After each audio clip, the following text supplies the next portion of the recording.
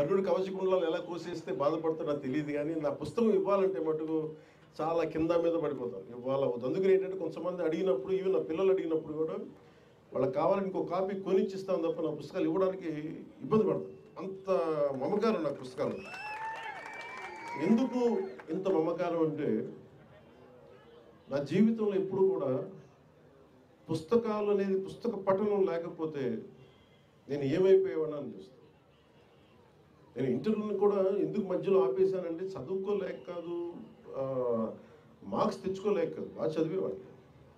కానీ ఎందుకంటే నేను కోరుకుంటున్న చదువు పుస్తకాల్లో లేదు, క్లాస్ రూమ్లో లేదు. అందుకు నేను ట్యాగూర్ గారి ప్రేరణతో, అంటే రవీంద్రనాథ్ ట్యాగూర్ స్కూల్కి వెళ్ళకుండా ఇంట్లోనే కూర్చొని నేర్చుకున్నారంటే, అది నేను కూడా ప్రేరణ తీసుకొని ఆయనలాగే చెట్లు చేమలు మొక్కలు చూస్తాం. మా దగ్గరికి అంత లగ్జరీ లేదు, పెద్ద ఉద్యానవనాలు లేవు. మాకు కూడా 2 రోజా మొక్కలతో కుండీలనే చూస్తాం. పుస్తకాలు పెట్టుకొని, క్లాస్ పుస్తకాలు పెట్టుకుని రోజా పువ్వులను చూస్తూ ఉండిపోయాడు. ఎట్లా ఎగ్జామ్స్ ఫెయిల్ అవుతాం కదా ఖచ్చితంగా, అలా చూస్తూ ఉంటాం. ఇట్లా చాలా ఇవన్నీ చూస్తూ నాకు బలం ఇచ్చింది. ఎందుకంటే నాకు స్వతంత్రంగా నేను నేర్చుకోగలను, నాకు అధ్యాపకులు అవసరం లేదు, నాకు ఏమి కావాలో నేను నేర్చుకోగలను. అది సైన్స్ కానీ, సోషల్ సైన్సెస్ కానీ, పాలిటిక్స్ కానీ, హిస్టరీ కానీ, నాకు వేరే టీచర్ అవసరం లేదనిపించింది. అందుకని నేను నా చదువు ఇంటర్లో వదిలేసి నేను చదవడం నేర్చుకున్నాను. నేను చదువు ఇంటర్ ఆపేశాను, కానీ చదవడం ఎప్పుడు ఆపలేదు. ఈరోజు ఓడిపోయినా ఎందుకు శక్తి ఉంటుంది, ఓటమిలో కూడా ఎందుకు శక్తి ఉంటుందంటే, ఇందాక చెప్పాను కదా, books are the training weights of our mind అని. చదవటం వల్ల మనకి మానసిక శక్తి చాలా బలపడుతుంది, మామూలు బలం రాదు. నేను చాలా సంపాదించాను అని అనుకున్నప్పుడు నాకు నిజంగా సినిమాలు గొప్ప విజయం సాధించడం నాకు ఎప్పుడు ఆనందం కలగదు. మా వదిన కానీ, మా అన్నయ్య దగ్గరికి వెళ్ళిన, అంటే నాకు ఈ బుక్ ఫేర్కి రాగానే నాకు ఎక్కడో మద్రాసులో, ఇప్పుడు చెన్నైలో ఒక తెలుగు ఇట్లాగే బుక్ ఫేర్కి వెళ్ళేవాడిని. అక్కడ బుక్ ఫేర్ జరిగేది, తెలుగు సెక్షన్ కూడా ఉంది. అందులో రకరకాల పుస్తకాలు. అప్పుడు నేను కొన్నది మొదటిది దేవరకొండ బాలగంగాధర్ తిలక్ అమృతం కురిసింది, అలాగే మార్క్ ట్వైన్ అనువాద ప్రచనం, ఇవన్నీ కొనుక్కొని ఇంటికి. అలాగే నండూరు రామ్మోహన్ రావు గారి విశ్వదర్శనం, ఇవన్నీ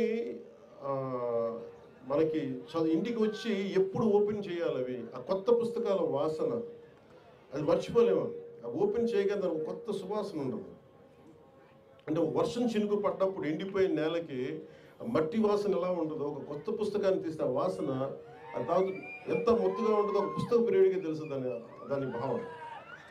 అలాగా ఆ రోజు అంటే నేను ఎందుకు నన్ను ఈరోజు పాలిటిక్స్లో కూర్చోబెట్టి నాకు ఎందుకు ఇంత బలం ఇచ్చినాయి అంటే, మన ఈ మధ్యన మన్యం ప్రాంతంలో కూడా వెళ్ళగలిగి ఎందుకు అర్థం చేసుకోగలనంటే, ఎందుకు నడవగలనంటే, ఎప్పుడో కేశవరెడ్డి రచించిన అతడు అడవిని జయించాడు.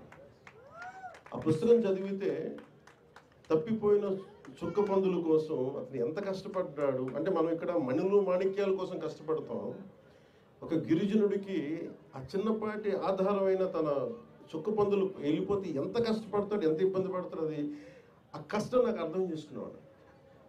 అంటే ఎంత ఇబ్బందులు పడతారు. అలాగే చిన్న కథలు చదివిన, అలాగే మన సంస్కృతి గురించి అర్థం చేసుకోవడానికి ఎప్పుడో చిన్నప్పుడు 5వ తరగతిలో ఐ థింక్ ఆంధ్రపత్రిక సరిగ్గా గుర్తులేదు, దాంట్లో హాహా హూ అని చెప్పి మన విశ్వనాథ సత్యనారాయణ గారిది ఒక ధారావాహిక సీరియల్ ఉండేది. నాకు ఎందుకు గుర్తుండిపోయిందంటే, ఏదో ఒక విదేశాల్లో పెద్ద బహుళంతస్తులు ఉన్న ఒక సెంటర్లో ఒక అశ్వముఖంతో ఉన్న మనిషి శరీరంతో ఒక గంధర్వుడు పడిపోయి ఉంటాడు, ఇలా మూర్చపడిపోయి ఉంటాడు. ఆ ఫోటో చూశాను, అది చదివి దాన్ని చదవడం స్టార్ట్ చేశాను.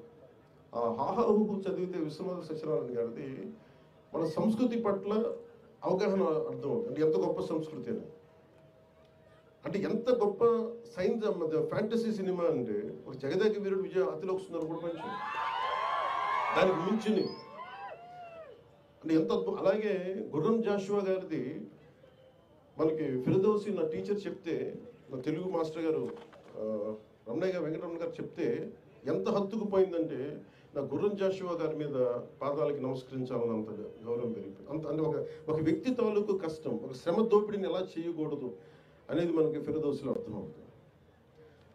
అలాగే ఒక అడ్వెంచర్ అంటే ఇష్టం, ఎలా చేయాలనుకున్నప్పుడు చివుకుల పురుషోత్తం గారిది, ఆయన బాల సాహిత్యం తెలియనప్పుడు బంగారం చేయడం ఎలా అది చదివినప్పుడు నాకు కూడా ఇంట్లో నుంచి పారిపోయి బంగారం ఎలా చేస్తే మన ఇంట్లో తీసుకొని తెచ్చేసుకోవచ్చు అనేది ఒక ఫ్యాంటసీ మైండ్ ఉంది. అలాగే ఇంకొంచెం వయసు వచ్చాక ఏది పాపం అని చివుకుల పురుషోత్తం గారు చదివినప్పుడు ఎంతెంత కష్టాలు పడాలి, ఏమేమి నలుగుతారు మనుషులు అని. అలాగే గోపీచంద్ గారు ధర్మవడ్డీ చదువుతున్నప్పుడు మనుషుల స్వభావాలు ఎలా మారిపోతాయి, చెడ్డవాడుగా ఉన్నప్పుడు అందరూ భయపడతారు, మంచివాడుగా ఉన్నప్పుడు సమాజమే చెడ్డదైపు చంపేసి